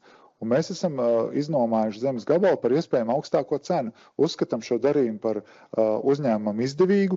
Savukārt, ja mēs runājam par bezmaksas autostāvvietām, tad šo jautājumu mēs šobrīd vērtējam, analizējam, apsveram iespēju testa formā šo ieviest, bet tas arī nav tik vienkārši, kā iedot vienkārši 1 stundu bez maksas. Ja, tas ir arī negūts ieņēmums. Ja, un mēs runājam ne par 10 000 gadā, bet par vairāk kā 100 000 eiro gadā, kas ir negūts ieņēmums, ko novirzīt tajā pašā tirgus attīstībā. Bet es nenoliedzu to, ka bezmaksas autostāvvietas ir faktors, kas klientus var piesaistīt tirgumu. Tikai šeit droši vien jautājums ir, vai šis tā negūtais ieņēmums tiktu kompensēts ar lielākiem ieņēmumiem no, tirgotāju nomas maksas, lielāku apgrozījumu. Tas ir tas jautājums vienmēr. Jūs varat pieprasīt informāciju no tā paša uzņēmēja, kam jūs nodevāt apsaimniekošanai savas autostāvvietas, un pieprasīt vienkārši informāciju par apgrozījumu. Un tad jūs redzēsiet, ja, ka tā starpībā starp viņa apgrozījumu izmantojot jūsu autostāvvietas un jūsu ieņēmumu pēc nomas līguma 100% sektu tas potenciāls zaudējums, ja, kā jūs ieskicējat 100 000 gadā par pirmo bezmaksas stundu. Tas ir ļoti vienkārši pārbaudāms, ja, 5 minūšu laikā. Pat es domāju, ka viņi neslēps no jums šo informāciju. Un viņu ieguldījums šobrīd ir 2 video kameras faktiski, ja, un programma diezgan, elementāra programma, lai uzskaitītu šos te maksējumus. Es domāju, ka jūs paši tiktu galā ar šo, ja jūs vēlētos. Ja jūs negribētu nodrošināt kādam citam, ja, konkrēti tam trešām personām šādu iespēju nopelnīt uz pašvaldības īpašumā, kur jūs paši saņemat apsaimniekošanā, kas nepieder jums. Jautājums man ir attiecīgi par Koljeru, jā, mēs pārbaudījām. Izsludinātais konkurss bija par 70 000, tā kā es pieminēju. Izpildīts darbs bija par 42 000. Jā. Jautājums, jā, nu tad vai jums ir attīstības nodaļa uzņēmumā, kas nodarbojas ar plānu, tā kā, ieskicēšanu vai rakstīšanu? Saprotiet, tomēr ir specifiski darbi, kuriem ir nepieciešama specifiska kompetence, un jebkurš darbs prasa laiku. Mēs varam darīt, jautājums, kā mēs izdarām darbu efektīvāk. Tad es pieņemu, ka ir, efektīvāk. Nu, es pieņemu, ka šobrīd tāda nodaļa vai departaments, vai kā jūs saucat šos te cilvēkus, kas nodarbojas. Departaments, kas raksta attīstības koncepcijas, nav. Ok, kas jums ir? Kas veic izpēti Eiropas līmenī un apbraukā Eiropas tirgus vai noskaidro to praksi, tādas nodaļas mums speciāli veidotas nav. Mums ir ikdienas pamatdarbībai nepieciešamie resursi, kas ir apsaimniekošana, kas ir būvniecības projektu vadība. Tāpēc šādi netipiski pakalpojumi, tā ir normāla tirgus prakse, piesaistīt speciālistus, profesionāļus, kas izdara to darbu ātrāk un beigās lētāk nekā to darīt pašam un varbūt iespējams pārtaisīt vēl beigās. Es skatos, jā, no tās kartes, ko jūs savā prezentācijā radiet, jā, ka šobrīd 13 spikeri, jā, pieder privātīpašniekiem, jā, no kopumā 17 vai cik tur ir. Redzēju arī nesen, kāds no tiem privātīpašniekiem tirgoja savu spikera eku, jā, vesela eka, paši tirgus teritorija, jā, uz pašvaldības zemes, attiecīgi 900 000. Jums salabot jumtu maksā, man liekas, vairāk. Ja? Vai jūs neuzskatāt, ka jums vajadzētu atpirkt daļu no tiem privātīpašniekiem piedarošas īpašums, lai jums būtu vesels komplekss veidots? Nevis tā kā sēga, ja? Šeit ir musēja, šeit ir privātīpašnieks. Droši vien atbildēt uzreiz neatbildēšu, bet šādu iespēju mēs esam iekšēju diskusiju rezultātā arī apsprieduši. Bet man liekas, svarīgāk ir nevis atpirkt īpašumu, ja tas nav pašmērķis, manuprāt, bet svarīgāk ir veikt darbības, kas ir vērsts uz to, lai centrāltirgus kā vienots komplekss piedzīvotu savu attīstību. Un šī mērķa labā mēs esam arī uzrunājuši un tikušies ar visiem spīķeru ēku īpašniekiem, ieguvuši apstiprinājumu un vēlmi arī kopā ar mums attīstīt arī spīķeru kvartālu, šo ielu, atjaunot spīķeru ēku fasādes. Mēs esam arī organizējuši viņiem tādu konsultāciju arī ar īpašumu departamentu, kas administrē šo pašvaldības līdzfinansējumu vēsturisko fasāžu atjaunošanai un apgaismošanai. Tā kā, manuprāt, tas ir tas mērķis, nevis par katru cenu atpirkt. Paldies! Jā, paldies. Tad nākamais jautājumiem pieteicies Dāvis Stalts. Jā, paldies par prezentāciju. Ļoti uzrunāja. Un tā skaitā arī gaļas paviljona tālākais liktenis, kas paredzēts saistībā ar kultūru mākslu, bet šai sakarā gribētu pajautāt, ir visādas domas izskan arī par investoru piesaisti gaļas paviljonam tā tālāk, vai ir notikušas vai notiek vai tiek plānotas nopietnas sarunas ar kultūras ministriju par iespējamo Eiropas fondu piesaisti gaļas paviljonam kā mākslas centram, kā lielai multifunkcionālai koncertu zālē vai iespējams laikmatīgās mākslas muzejam.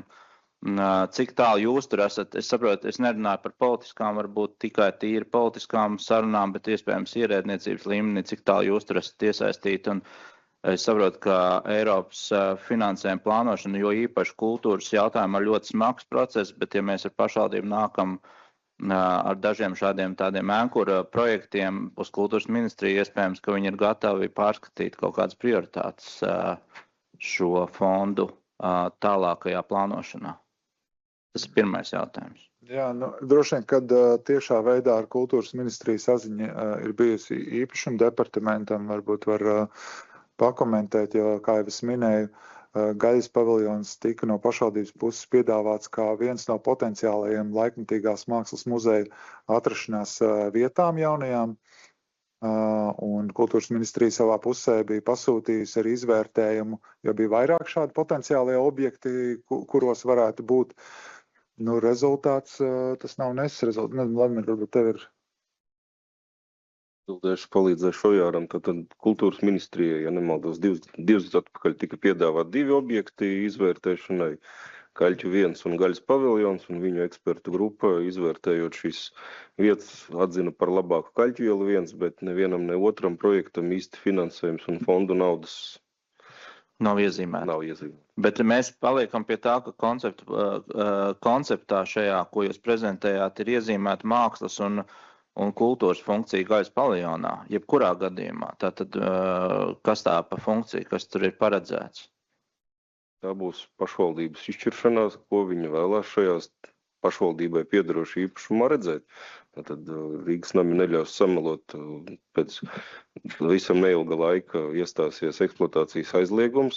Tad ir kaut kādā laika periodā šīs trūkumi jānovērš, un kādai tur iekšā parādīties funkcijai, iznomāšanas vajadzības būs jādefinē, manuprāt, jau šogad. Tā kā šīs iespējas ir uzrunāts arī izglītības departaments un devis, es domāju, savus norādes. Rīgas nami šo informāciju ievāc. Tas noteikti ir apsverams jautājums, bet gan arī pieminētais kolieru izvērtējums par gaļas paviljonu, vai tiešām ar kultūru var nopelnīt, lai pilnībā veiktās investīcijas atpelnīt, ko nomnieks tur veiks, tas ir vēl diskutējumais jautājums. Skaidrs. Man personīgi, ka nekas nav skaidrs šajā ziņā. Par bijušo ugunsdzēsēju depo vai tām telpām, kas ir centrāltirgus spīķeru teritorijā un par bijušo patversmes ēku. Es atvainojos, ja jūs kaut kad jau esat ziņojuši, bet vai tās abas bijušie valsts vai esošie valsts īpašumi ir plānots, ka viņi nonāk mūsu īpašumā? Tad neviens no jūsu nosauktiem nevajadzētu uzskatīt par bijušiem. Ugunsdzēsēju depo ir funkcionējošs, viņš vēl nav beidzis pastāvēt. Tā kad valsts kā nomnieks no šīm telpām izies ārā un teiks, ka viņam vairs šīs īpašums nav vajadzīgs, tad pašvaldība varēs lemt, ko ar viņu darīt, līdzīgi kā valsts ugunsdzēšanas glābšanas dienests jau vairākus gadus atpakaļ ir izgājis no Lastādijas ielas 5, tā ir tā administrācijas ēka uz stūra, ja, tas īpašums šobrīd ir atbrīvots un tukšs. Un attiecībā uz patversmi, Sarkanā krusta patversmi, Gaiziņa iela, tad attiecīgi pašvaldība pārņēma ar šādu funkciju šo īpašumu, tātad, lai šo funkciju tur īstenot šobrīd.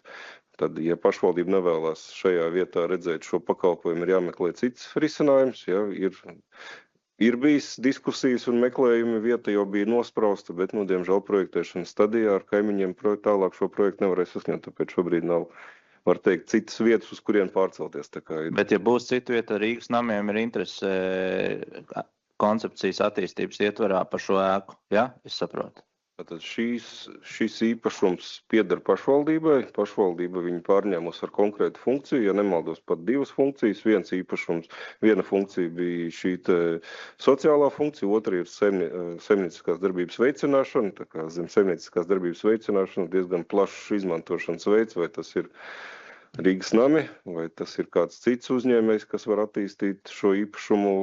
Tas vēl būs tad diskutējamais jautājums, kad mēs no sociālās funkcijas atbrīvosimies. Jā. Papildināšu, ka mums kā tirgus pārvaldītājiem svarīgāks par visu šķiet šī patversmes satura pārcelšana citviet, jo mēs tāpat jūs arī saprotat, ka tas bojā šo faktiski pilsētas tēlu un vizītkartes būtību. Jā, bet tātad es saprotu, ka par investoru piesaisti jūs tādā ļoti praktiskā aspektā vēl neesat sākuši domāt, jeb neesat uzrunājuši gaļas paviljonām kaut kāds konkrēts investors, kas būtu arī mīļš. Tāpēc, ka pirmais solis ir vienoties par saturu.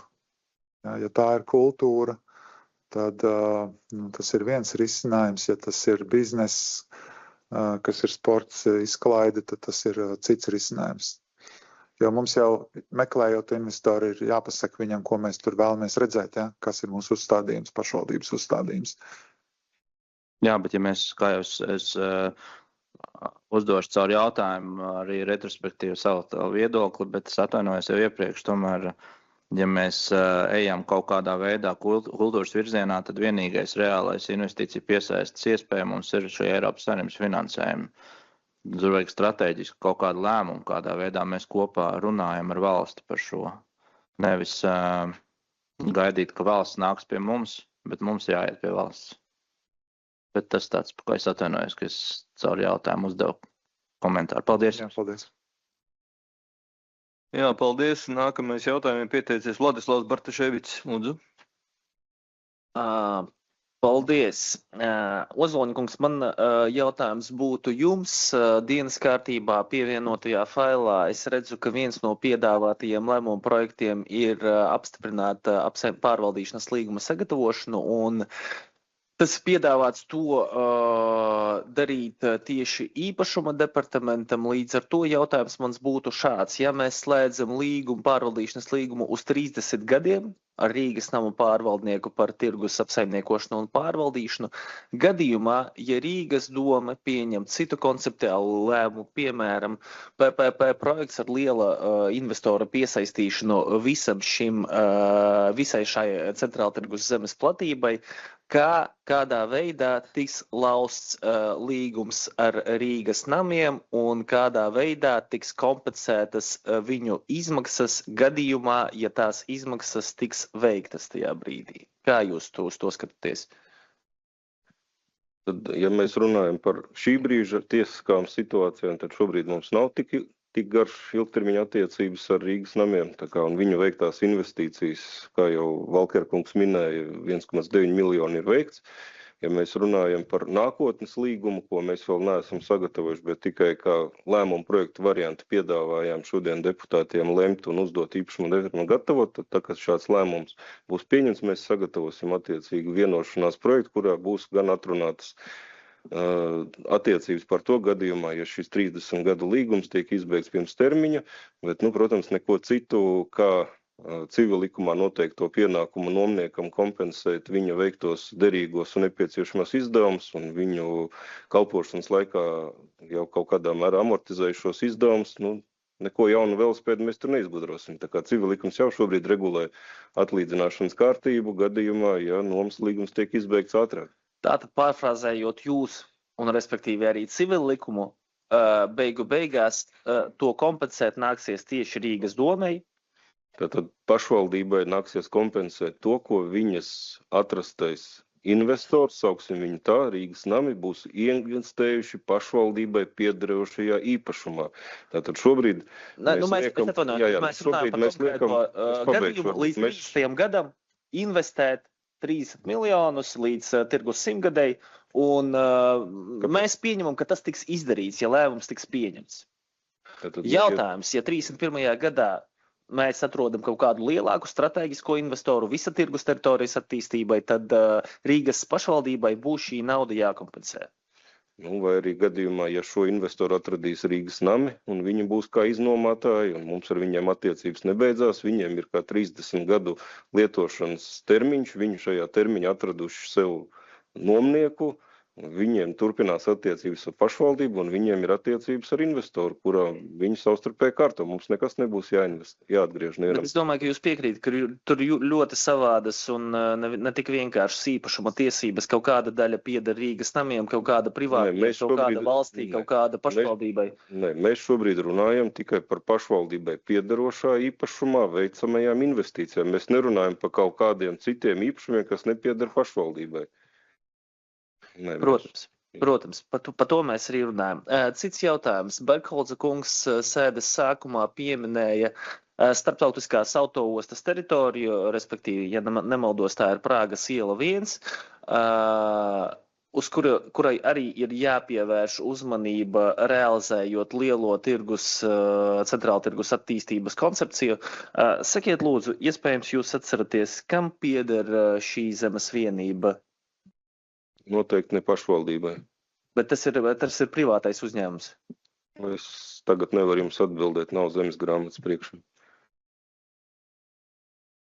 Ļoti interesanti. Es vienkārši paskaidrošu arī, kāpēc es jautāju, jo pagājušajā nedēļā, ja nemaldos, SIA Rīgas sats, kas pieder Rīgas satiksmei, pārdeva 49,9% no uzņēmuma akcijām. Un es neesmu pārliecināts, ka tā zemes vienība arī pieder autoostai AS, bet ja tas tā ir, tas būtu ļoti netālredzīgs lēmums, ja mums ir kaut kādi plāni uz šo teritoriju.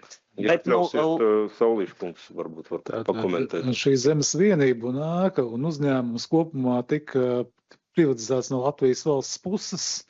Viņš tiek nodos privatizācijas aģentūra veids privatizāciju. Un jā, tas ir autoostas īpašums. Gan zeme, gan ēka. Ļoti skumji, kolēģi, ļoti skumji. Bet, kas izdarīts, tas izdarīts. Tātad pēc tam man nākamais jautājums būtu Rīgas namiem.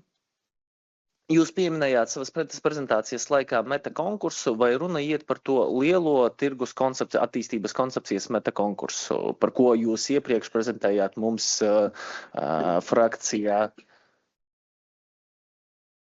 Mēs esam faktiski, jādara zināms, ka mēs esam izveidojuši arī meta konkursu žūrijas komisiju, kurā ir faktiski apvienojušies gan pārstāvji uzaicināti no attīstības departamenta, gan no īpašuma departamenta, Nacionālās kultūra mantojuma pārvaldes, profesionāli arhitekti, dizaina eksperti.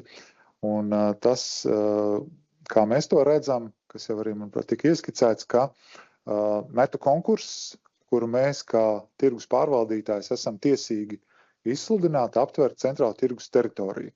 Tāpēc, ka mēs saprotam to, ka metu konkurss pēc būtības, kā mēs to redzam, viņš ir tāds funkcionāli pakārtots un nepieciešams biznesam.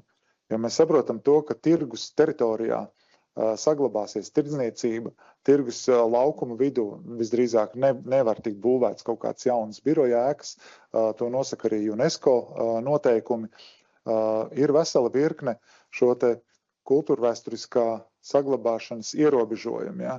Paviljoni, tur, kur viņi ir, piekļuve tirgumu, tur, kur viņa ir starp paviljoniem, tur viņa arī saglabāsies.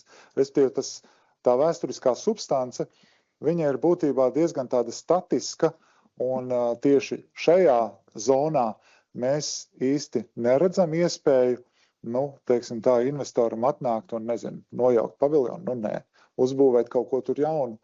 Tur nē, bet iespējams bijušā rūpniecības preču tirgus teritorijā. Jā, to mēs neierobežojam. Tā kā vēlreiz mēs redzam, un jūs dzirdējāt, ka pilsētas, teiksim tā, līmeņa, kas ir pieguļošās teritorijas, tas ir ilgtermiņa stāsts. Tas ir stāsts par to, kad ir jāizšķirās vispirms, ko mēs gribam redzēt 13. janvāra ielā, ko mēs gribam autoostā vai no katras šīs pieguļošajā teritorijā redzēt no pilsētas viedokļa. Tas nav tuvāko mēnešu jautājums, bet ēkas mums ir jāsakārto un jātīsta tuvākajā laikā. Vēlreiz mēs piekrītam, ka vajag skatīties to apkārtni, un arī tur jātais iespējams ir jau citām ambīcijām. Mēs jau par to ar jums esam runājuši, un to mēs esam dzirdējuši.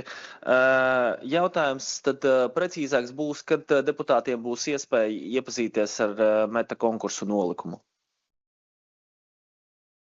Tur jājautā droši vien ir praktiķiem, vai šajā izstrādes stadijā ir pieļaujama tā informācijas pavairošana. Es neņemos tagad atbildēt. Tas būs slēgtais, tas būs kaut kāds slēgtais meta konkurss? Protams, tad, kad viņš būs publicēts. Bet kas beigās pieņem lēmumu par tā meta konkursa saturu?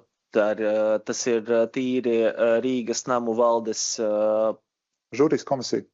Žūrijas komisija, kurā es teicu, kā jau ir pārstāvi no pašvaldības, pārstāvi no profesionālām organizācijām. Žūrija lem par konkursa rezultātiem vai žūrija lem par meta konkursu nolikumu saturu? Gan. Kad mēs ar jums tikāmies, ja es nemaldos, kāds mēnesis jau ir pagājis, Latvija pirmajā vietā telpās, jūs teicāt, ka meta konkursa nolikums jau ir gatavs, šobrīd viņš tiek tulkots, ja nemaldos, bija tāda saruna. Jā. Kaut kas ir mainījies, tagad parādījās žūrija, kas pārstrādā to nolikumu? Nē, bija sākotnējā sagatavota. Un tagad ir notikušas 2 žūrijas komisijas sēdes, kura šo Rīgas namu sagatavoto piedāvājumu vai melnrakstu ir izskatījusi un izdiskutējusi, uzlabojusi, pilnveidojusi, labojusi. Tā kā tas ir tas process. Kad ar to melnrakstu vai jau ar gatavo nolikumu būs iespēja iepazīties arī domes deputātiem? Tad, kad mēs viņu izsludināsim, visdrīzāk. Tur viennozīmīgi. Ļoti interesanti arī, ļoti interesanti atbilde. Paldies. Pagaidām viss. Jā, nākamā jautājumiem pieteikusies Alīte Urlai. Tā, laikam būs jautājumi visiem, bet varbūt sāksim ar Rīgas namu pārstāvi. Ņemot vērā, ka Vidzemes tirgu ir šie 2 sektie paviljoni, kas ir diezgan lieli, un tad arī centrāla tirgu koncepcijā iezīmēta arī 4 paviljoni, kas ir domāti tirgus ēdināšanas funkcijai.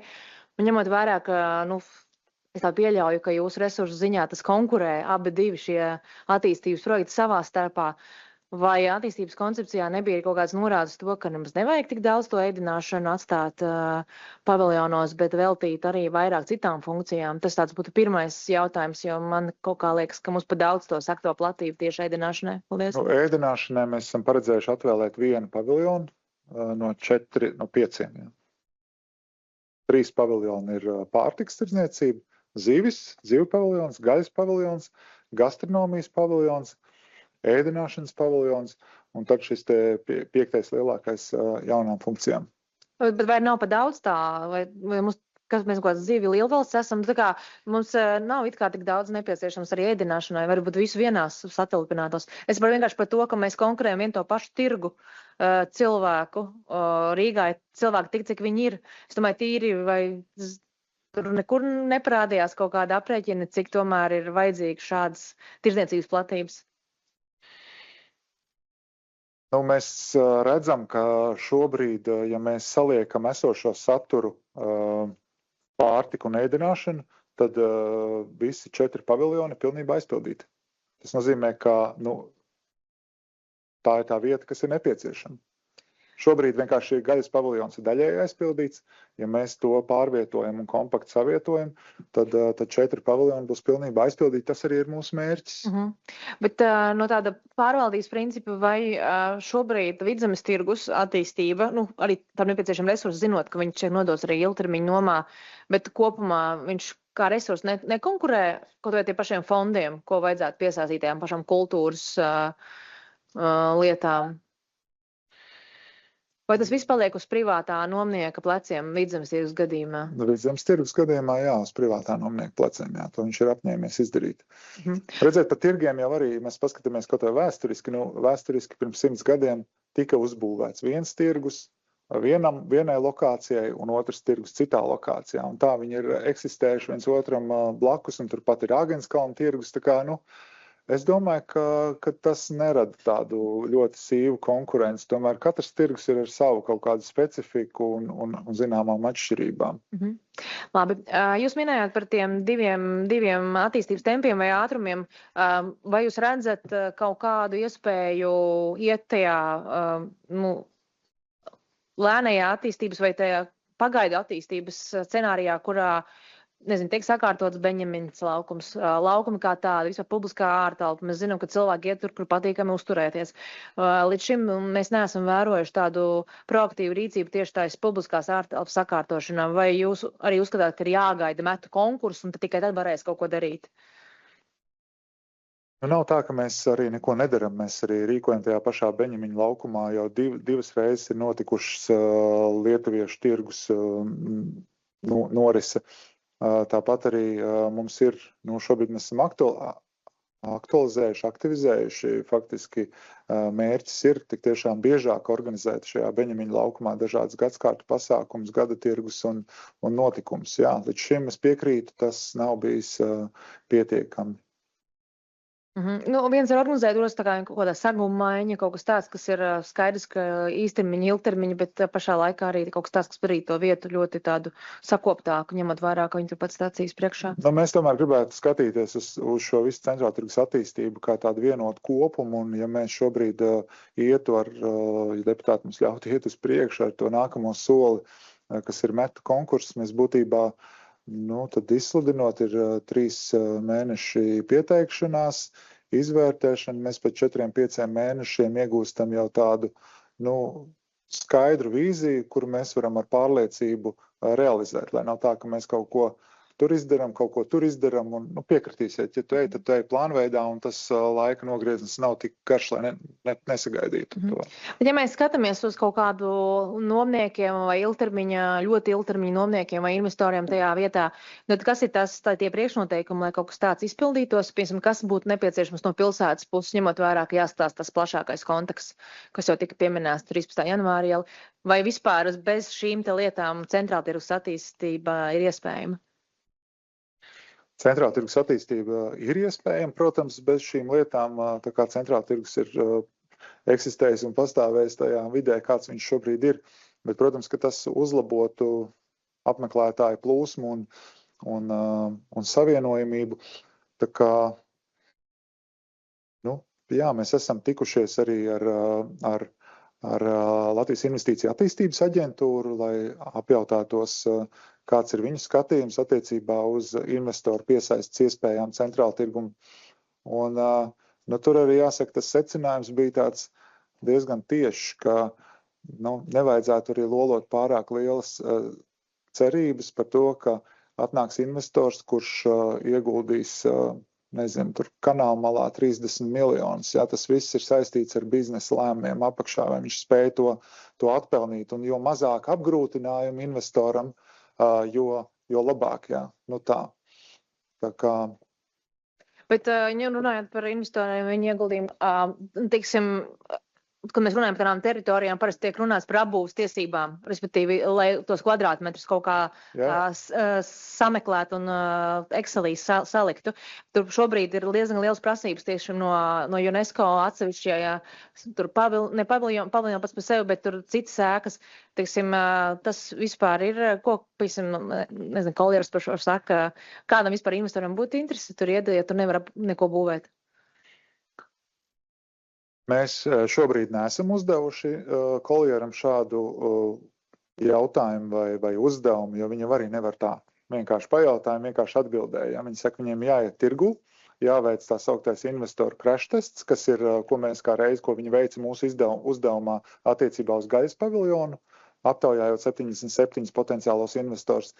Tieši tas pats būtu tad jādara attiecībā uz visu tirgu kopumā, un tajās sarunās jau tad arī izkristalizētos, kas investoram ir tie svarīgākie faktori. Jā. Labi, paldies. Man ir jautājums Vladimiram Ozoliņam par otro lēmumu, kuru proti ir uzdot departamentiem iekļaut pilsētas investīciju plānā nepieciešamās dokumentācijas izstrādi. Kas ir domāts ar nepieciešamo dokumentāciju? Tātad tas būtu nepieciešama projektēšanas dokumentācijas izstrādē attiecībā uz darbiem, kas saistīti ar bīstamības novēršanu Kārļa baseina robežās. Bet vai Kārļa baseina nebija jau izstrādāta dokumentācija no attīstības departamenta vairākus gadus atpakaļ? Klāt ir arī ārtās mobilitātes departamenta pārstāvi, kuriem šī dokumentācija bija nodota. Varbūt adresēt viņiem šo jautājumu, bet man šķiet, ka tā jau ir dokumentācija ar noticējuši termiņu. Tad viņiem ir izbeidzies termiņš. Un tad labi.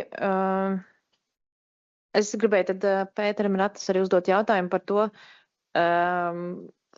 Jūs minējāt visas tās kopējās saistītās telpas.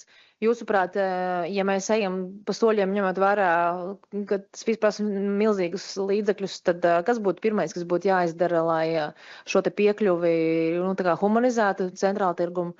Kur no tiem projektiem, ko jūs rādījāt kartē? man liekas, ļoti kritiski ir tie šķērsojumi pie 13. janvāra ielas, jo gan pie Raņa bulvāra, gan arī pie Prāgas ielas, jo Prāgas ielas šķērsojums svarīgi, lai vienkārši mums loģiski pamatot arī Vaļņu ielu, to ieguldījumu no pilsētas puses, un viņš dod kaut kādu dzīvību savienojumā starp autoostu tirgu un vecpilsētu, bet arī tieši tas, tas sanāk Beņemīnas ielas, Raņa bulvāra un tas 13. janvāra iela krustojums, jo viņš savieno staciju ar vispārējo pilsētu centru un arī centrālu tirgu. Un tad tieši tajā svarīgi tajā kontekstā pateikt, jo te jautājums investoru vajag piesaistīt. Pieredze rāda, ka investors nāk tur, kur viņš var nopelnīt. Un tas vienīgais iemesls. Un dotā brīdī mums tās iespējas ļoti ierobežotas. Un viens vēl aspekts ir piekļuva. Cik jūs varat nopelnīt no zemes gabala, kuram jūs netiekat klāt? Absolūti 0. Tad, respektīvi, ja mēs panāktu to vērtību, potenciālo vērtību, lai mēs varētu tur nopelnīt, ir jāizveido ērti savienojumi gan dažādos multimodāli, gan sabiedriskā transportā, gan arī privātam transportam jātiek, gan arī vilcienas turpat blakām, autoosta, plus vēl arī jāsakārto mūsu tieši tas autoostas un autobusu satiksmes, tas reģionāla autobusu satiksmes jautājums, jo šobrīd tas rada zinām hausu tajā apkārtnē, mēs to redzam, vienkārši ejot uz darbu, katru dienu tu redz to, kas tur notiek, un tas nedara goda pilsētai. Un ja to mēs sakārtojam, tas atver skaidrību tiem investoriem, un tad nākamais jautājums, kur tad mēs varam tieši būvēt, jo uzdeva jautājumu, teiksim, kur mēs varam uzbūvēt. Rūpniecība preču tirgus, kā mēs skatāmies mūsu attīstības plānā, ir rezervēts multimodālam transporta mezglam. Kāpēc citas vietas tur īsti nav? Tā tas ir, viņš tajā plānā ir uzzīmēts. Protams, jautājums, vai viņam tur jābūt, bet, lai to atbildētu, mums jātiek skaidrībā, kā mēs pārvaldam autobusu satiksmi šajā pilsētas daļā. Kad mēs to izdarām, mums ir skaidrība, varbūt to vietu var pilnīgi pārdomāt, un tādā brīdī rodās iespēja, kur investēt, jo tur, respektīvi, investoram gūt peļņu. Otra ir apbūves parametri tajā teritorijā. Arī varētu uzdot jautājumu par akadēmijas laukumu, jo viņš vēsturiski nekad nav bijis laukums. Tas bija arī tirgus teritorija senos laikos, ja mēs apstāmies vēsturiskās kartas, vienkārši viņš palicis neapbūvēts gadiem, teiksim, un tā. Un tā tālāk. Un arī jāpaskatās, vai kaut kāda reģenerācijas mehānismi var tikt izmantot, lai mēs to teritoriju blīvinām. Tāpat atceramies. Turpat blakām ir zemes, kas pieder Līnstovam, bet Līnstovs arī neies iekšā teritorijā, ja šobrīd tā piekļuve, un tā teritorija nav sakārtot. Un arī, piemēram, turpat pieminēšu vēl viens projekts, potenciāli kaut kāda, visu, ko es saku, vienmēr kaut kādu miljonu tur rodās, bet Timoteja ielas savienojums. Ja mēs skatāmies pilsētas kartē, tas ir loģisks vieta, bet tas viss ir dārgs, bet lai to īstenot, jo attīstībai ir jāgūst peļņu pilsētā, lai to īstenot, mums tāpēc ir jāskatās plašākā teritorijā, tajā, kas angliski saucas catchment, kas ir tiešām faktiski varētu iet līdz pat Lāčplēša ielai, tā visa zona ir pustukša. Ja mēs skatāmies iedzīvotāju blīvums šobrīd, viņi Tur ir es pareizi saprotu, ka jūs uzskatāt, ka autoostai nav jābūt tajā vietā, kur viņš ir. Es to neteicu. Man liekas, ka tur, kur šobrīd ir autoosta, ja tur ir starptautiskā autoosta, tā būtu ļoti laba vieta, viņa ir kaut kā loģiski iebraucot pilsētā, tu esi blakām tādām vairāk turismu vietām, un, ja mēs sakārtojam to piekļuvu stacijai, viss ir kārtībā. Un atceramies, ka tieši autoostas teritorijai, tur no kultūras mantojuma, tas NKMP skatījuma, mēs nevaram aizsekt tirgus to siluetu, tā kā tā būvēšana uz augšu tur arī īsti nesanāk. Vismaz šī brīža uzskatu kaut kādā rāmī. Varbūt mēs to mainām vienā brīdī, uzskat mainās vai kā, es nezinu. Tā kā tā teritorija īsti utilizēt attīstībai, tur būs izaicinoši tuvāko laika. Bet, ja mēs skatāmies tālāk, kuri Abrenes iela, teiksim, ja no stacijas ejam uz Dzirnavu ielu un Abrenes ielu, mums tur ir baigie tukšumi pilsētā. Tur mēs varam tad rīkoties un kaut ko darīt, lai tiešām, kā es saku, investīcijām radīt vietu, kur nopelnīt. Jo šobrīd tieši tirgus laukumā tur būs izaicinoši. Kaut kā īpaši izlekt ārpus esošiem rāmjiem. Jo tas apkārtējais konteksts, viņš ir dotā brīdī, ir kāds viņš ir. Tad, kad tur varbūt nesanāks tāds viens šāviena atbildi, tur vajadzēs bišķi. Labi, paldies. Jā, tad paldies. Es vienkārši gribētu noinformēt šeit deputātus un vispārējos. Mēs tad 2:03 sēdi šodien beigsim, tad izsludināsim pārtraukumu, tā kā ir pieteikušies daudzi vēl jautājumiem, gan deputāti, kas ir abās komitejās, gan tie, kas arī nav komitejās un arī debatēs te grib runāt, tā kā es jūs informēju 15 minūtes palikušas un izējam šo te sadaļu, līdz kurai varam, un tad taisīsim pārtraukumu.